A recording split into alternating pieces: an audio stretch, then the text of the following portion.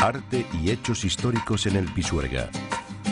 Puede decirse que hasta la construcción del Puente Mayor no se tiene constancia de hechos históricos acaecidos en el Pisuerga a su paso por Valladolid. Fue a partir del año 1080 en el que doña Eilo hizo construir el puente para su esposo, el conde Ansúrez, cuando el río comienza a ser testigo fiel de la historia de esta ciudad. Aunque humildes, debemos recordar unos restos arqueológicos muy importantes en el Pisuerga, como son los de las aceñas del Puente Mayor. Los primeros datos de su existencia se remontan al año 1230 y atribuyen su propiedad a los monjes trinitarios y de San Benito. Por ello, fueron siempre conocidas como las aceñas de los frailes. 3 eran los molinos que las componían. 2 de ellos se dedicaban a la producción de harina, contribuyendo durante muchos siglos a la industria panificadora de Valladolid, que tanta fama ha ido acumulando hasta nuestros días. El tercero se dedicaba al tratamiento de tejidos y que junto a las instalaciones de las tenerías servía para abastecer las necesidades de la población. Volviendo al Puente Mayor, sabemos que fue paso obligatorio para todos al ser el único existente en el río durante casi 8 siglos. Muchos reyes, nobles, santos e ilustres personajes lo atravesaron. Alguno, como Cervantes, es recordado con una placa donde bellas estrofas, por él compuestas, cantan las excelencias del Pisuerga. Muchas veces lo cruzaron los reyes católicos para trasladarse al monasterio del Prado, por estar situado en la margen derecha del Pisuerga. El monasterio fue ampliado por orden de estos monarcas para habilitarse unos aposentos personales y fue lugar donde acudía Cristóbal Colón a solicitar permiso para sus históricos viajes.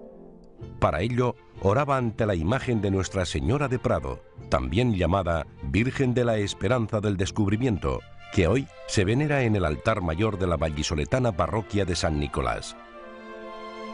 Pero la mayor actividad de toda índole junto al Pisuerga, sin duda, aconteció durante la breve estancia de la corte en Valladolid a principios del siglo XVII.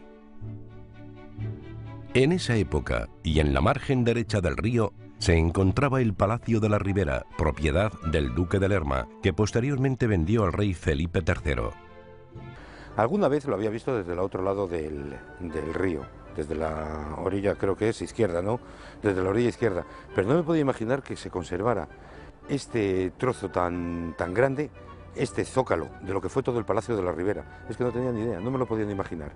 Era un sitio de mucha calidad, de auténtico lujo para la época, porque era lo que sorredaba la pompa y magnificencia de la corte de los Austrias, comunicado a través del Puente Mayor y del mismo río con el núcleo de la ciudad de Valladolid, y era una residencia de verano de esparcimiento de los monarcas. Aquí reciben a los príncipes de Gales, entre otras cosas, cuando viene la embajada de España, y por cierto, el príncipe de Gales se enamoró de una de las, se prendó o le gustó mucho una de las fuentes que adornaban los jardines que había aquí, que era una de Sansón y el Filisteo, y se la regalaron.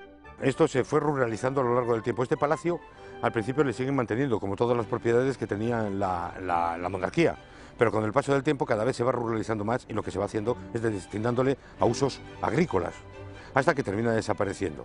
Lo único que se conservaba para lo que es el común de los vallisoletanos es el nombre de este palacio antiguo, esplendoroso, lleno de jardines y demás, principios del siglo XVII, tan solo se conserva hoy en día el nombre, la Huerta del Rey.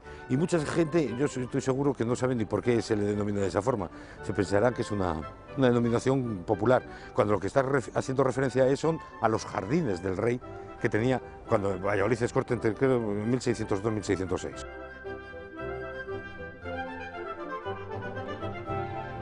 El palacio estaba situado entre el Pisuerga y el camino que llevaba al monasterio de Nuestra Señora de Prado, lugar hasta donde llegaba su límite territorial.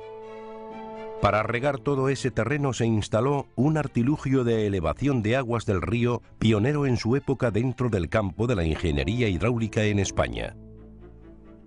Las dependencias del palacio acogieron todo el esplendor de la época, y por ser el duque de Lerma gran aficionado a la pintura, Sus paredes acogieron obras de los más afamados pintores, entre los que cabe destacar al mismísimo Rubens. En esta edificación de campo, en esta villa suburbana, el duque Lerma llegó a reunir una importante colección de obras de arte, de pintura y de escultura, y domesticar la naturaleza que envolvía al palacio.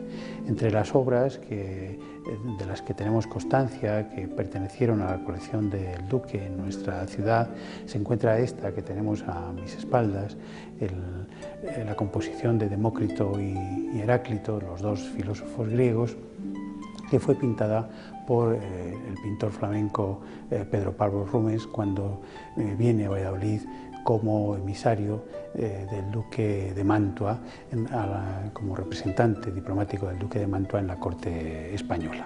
Él vino con un importante cargamento de obras de arte, algunas de las cuales se desgraciaron, y el pintor flamenco, que todavía no en la cúspide de su fama, pero sí pintor sobradamente conocido ya por los entendidos en pintura, se entretuvo en Valladolid restaurando toda una serie de pinturas que habían sufrido durante su viaje y realizó en nuestra ciudad precisamente este cuadro de los dos filósofos griegos.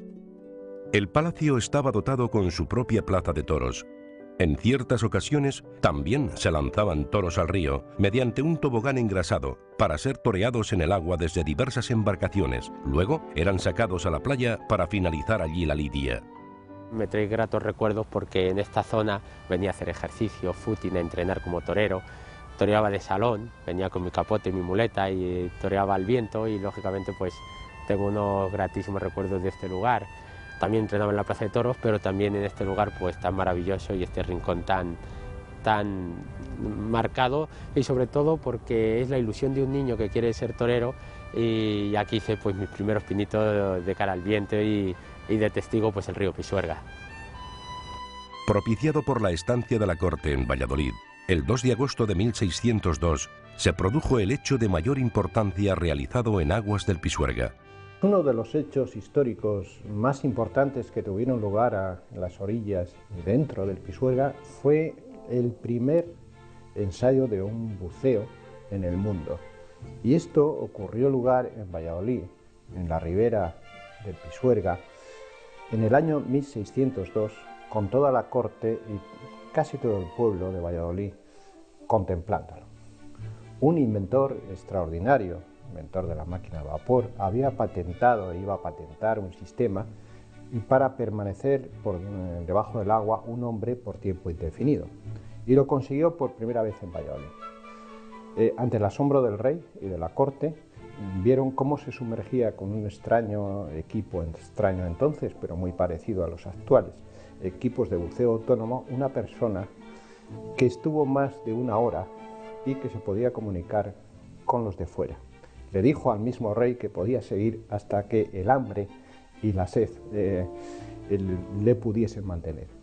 Este hecho único, que luego dio lugar a la primera patente de la máquina de vapor, es sin duda ninguna, está documentado, con 2 siglos de anticipación, el primer ensayo de un buceo autónomo realizado en el mundo. La importancia de este hecho creo que lo conoce poca gente en Valladolid, creo que debe ser resaltada, y ya de por sí este hecho que tuvo lugar en la orilla del Pisuerga, en la ciudad de Valladolid, debiera de merecer la atención de los vallisoletanos y algún recuerdo hacia este personaje insólito que es Jerónimo de Allanz. Hoy, un impresionante muro de más de 100 metros de longitud nos recuerda este brillante episodio en la historia de Valladolid.